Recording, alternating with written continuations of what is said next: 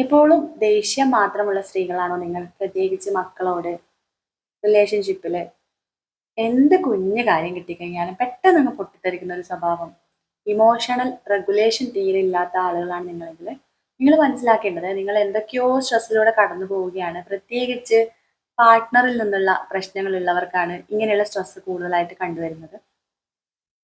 Partner neglect ചെയ്യുന്ന സാഹചര്യത്തിൽ അല്ലെങ്കിൽ ഇൻലോസിന്റെ പ്രശ്നം കൊണ്ട്, അതേപോലെ പലതരം ആരോഗ്യ പ്രശ്നങ്ങൾ കാരണം പലപ്പോഴും ഈ ആരോഗ്യ പ്രശ്നങ്ങളുടെ പ്രധാനപ്പെട്ട കാരണം സ്ട്രെസ് തന്നെയായിരിക്കും. കോൺസ്റ്റന്റ് ആയിട്ടുള്ള സ്ട്രെസ് കാരണമാണ് നമ്മളിങ്ങനെ ആ ഒരു ഫ്രസ്ട്രേറ്റഡ് അവസ്ഥയിലേക്ക് എത്തിച്ചേരുന്നത്. അതുകൊണ്ട് തന്നെ നമ്മൾ ഫസ്റ്റ് തന്നെ നമ്മുടെ സ്ട്രെസ് നിയന്ത്രിക്കണം. നമ്മളെക്കുറിച്ചുള്ള ഒരു ബോധം നമുക്ക് വേണം. മറ്റുള്ളവരുടെ ട്രിഗറിങ് കാരണം ചിലവരിങ്ങനെ ചൊറിഞ്ഞ് ചൊറിഞ്ഞ് നമ്മളെ ട്രിഗർ ചെയ്യിക്കും. അങ്ങനെയുള്ള ട്രിഗറിലൊന്നും വീഴാണ്ട് നമ്മുടെ ഇമോഷൻസ് നമ്മുടെ കയ്യിൽ എപ്പോഴും ഭദ്രമായിരിക്കണം. അതിന് വേണ്ടിയിട്ട് സ്ത്രീകൾ പ്രത്യേകിച്ച് മൾട്ടി ടാസ്കിങ് ചെയ്യുന്ന ആളുകളൊക്കെയാണ്. മൾട്ടി ടാസ്കിങ് ചെയ്യാം, പക്ഷെ മൾട്ടി ഫോക്കസിങ് ചെയ്യരുത്. ഒരു സമയം തന്നെ പല പല കാര്യങ്ങൾ നമുക്ക് ചെയ്യാൻ സാധിക്കും, പക്ഷെ അതിൻ്റെ ഇടയിൽ നമ്മൾ പല കാര്യങ്ങളിലേക്ക് ഫോക്കസ് ചെയ്യുമ്പോഴാണ് ഒരുപാട് ഫ്രസ്ട്രേഷൻ നമുക്ക് വരുന്നത്. പ്രത്യേകിച്ച് ചെറിയ കുട്ടികളൊക്കെ ഉള്ളവരുടെ അവസ്ഥ അങ്ങനെയാണ്. അപ്പൊ നമ്മൾ ചെയ്യേണ്ടത്, ഈ ഒരു ശീലം നിങ്ങൾക്ക് ഉണ്ടെങ്കിൽ നിർബന്ധമായിട്ടും ഏതെങ്കിലും ഒരു നേരം, രാവിലെ അല്ലെങ്കിൽ രാത്രിയിൽ കുറച്ചു നേരം മെഡിറ്റേഷനിൽ ഇരിക്കുക. അതായത് ഒരു 15 മിനിറ്റെങ്കിലും നമ്മൾ നമുക്ക് വേണ്ടിയിട്ട് മാറ്റി വെക്കണം. ആ ഒരു സമയത്ത് ജസ്റ്റ് കണ്ണടച്ച് റിലാക്സ് ചെയ്തിരിക്കുകയാണെങ്കിൽ നിങ്ങൾക്ക് കുറേ സമയം ഫോക്കസ് ഒന്നും കിട്ടില്ല.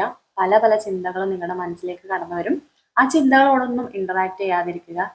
അങ്ങനെ ഫോക്കസ് ചെയ്ത് ഇരിക്കാൻ തുടങ്ങുമ്പോൾ കുറച്ച് ദിവസം കഴിയുമ്പോൾ കുറച്ചുകൂടി ബെറ്റർ ആയിട്ട് നമുക്ക് ഫോക്കസ് ലഭിക്കും. അപ്പോൾ ഇതുപോലെയുള്ള ചിന്തകൾ ഓവർലോഡ് ആയിട്ടുള്ള ആളുകൾക്ക് കുറച്ചൊക്കെ ഒരു നല്ലൊരു സമാധാനം ലഭിക്കാൻ തുടങ്ങും. അതേപോലെ നിങ്ങളുടെ മനസ്സിലുള്ള കാര്യങ്ങളൊക്കെ കൃത്യമായിട്ട് ക്ലീൻ ചെയ്ത് കളയണം. എപ്പോഴും മനസ്സിൽ ഇങ്ങനെ ഒരുപാട് നെഗറ്റീവ് ചിന്തകൾ കൊണ്ട് നടന്നു കഴിഞ്ഞാൽ ഒരു ദിവസം നമ്മൾ പൊട്ടിത്തെറിക്കും.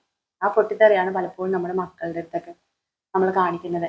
അങ്ങനെ കാണിക്കുമ്പോഴത്തേക്ക് പിന്നീട് നമുക്ക് വിഷമം വരും. അയ്യോ, എൻ്റെ ഈ വിഷമം കൊണ്ടല്ലേ ഞാൻ എൻ്റെ കുട്ടിയെ അടിച്ചത്, തെറ്റായിപ്പോയി എന്ന് വിചാരിച്ച് നമ്മൾ തിരിച്ച് പിന്നെ വീണ്ടും കരയും അല്ലേ, മക്കളോട് സോറിയൊക്കെ ചോദിച്ചിട്ട്. നമ്മൾ എന്തുകൊണ്ടാണ് മക്കളെ അടിക്കുന്നത്? നമുക്കറിയാം അവർ തിരിച്ച് നമ്മളെ ഉപദ്രവിക്കില്ല, അവർ നിന്ന് കൊള്ളുന്നത് നമുക്കറിയാം.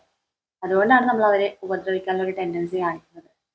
അപ്പൊ ഇനി അങ്ങനെ മക്കളെ അടിക്കേണ്ട സാഹചര്യത്തിൽ നമുക്ക് അടിക്കാം. അവരുടെ തെറ്റ് തിരുത്താൻ വേണ്ടിയിട്ടൊക്കെ നമുക്ക് അവരെ ചെറിയൊരു അടി കൊടുത്ത് ഉപദേശിച്ച് അതൊക്കെ നമുക്ക് ചെയ്യാം. പക്ഷേ നമ്മുടെ ഫ്രസ്ട്രേറ്റഡ് ആയിട്ടുള്ള മൊമെന്റിൽ നമ്മൾ ആകെ പൊട്ടിത്തെറിച്ച് ബഹളം ഉണ്ടാക്കി അടിക്കുന്ന ആ ഒരു ശീലം നമ്മൾ തീർച്ചയായിട്ടും മാറ്റിയെടുക്കേണ്ടതാണ്. പലപ്പോഴും ഈവൻ എൻ്റെ ജീവിതത്തിലടക്കം ഞാനത് ചെയ്തിട്ടുണ്ട്.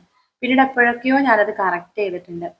കാരണം നമ്മുടെ ഇമോഷൻ റെഗുലേറ്റ് ചെയ്യാൻ പറ്റാതിരിക്കുന്ന അവസ്ഥയിലാണ് നമ്മൾ ഈ ഒരു പ്രവൃത്തി പലപ്പോഴും ചെയ്യുന്നത്. അങ്ങനെ ചെയ്യുമ്പോഴത്തേക്ക് കുട്ടികളിലത് ട്രോമ ഉണ്ടാക്കും. നമ്മൾ ശാന്തമായിരുന്നാൽ മാത്രമാണ് നമുക്ക് നമ്മുടെ ചുറ്റുമുള്ളവരെ ശാന്തമാക്കാൻ സാധിക്കുകയുള്ളൂ.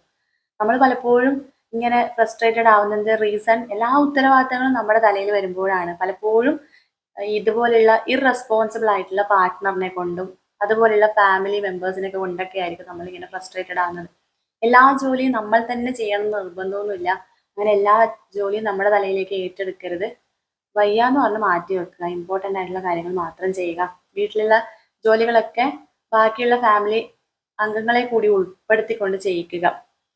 കാരണം എല്ലാ ലോഡും നമ്മുടെ തലയിൽ വരുമ്പം പൊട്ടിത്തെറി ഒരു ദിവസം ഉണ്ടാവും സ്വാഭാവികമായിട്ടും. മക്കളെ കൊണ്ടായാൽ പോലും ചെറിയ ചെറിയ ജോലികൾ ചെയ്യിക്കാം.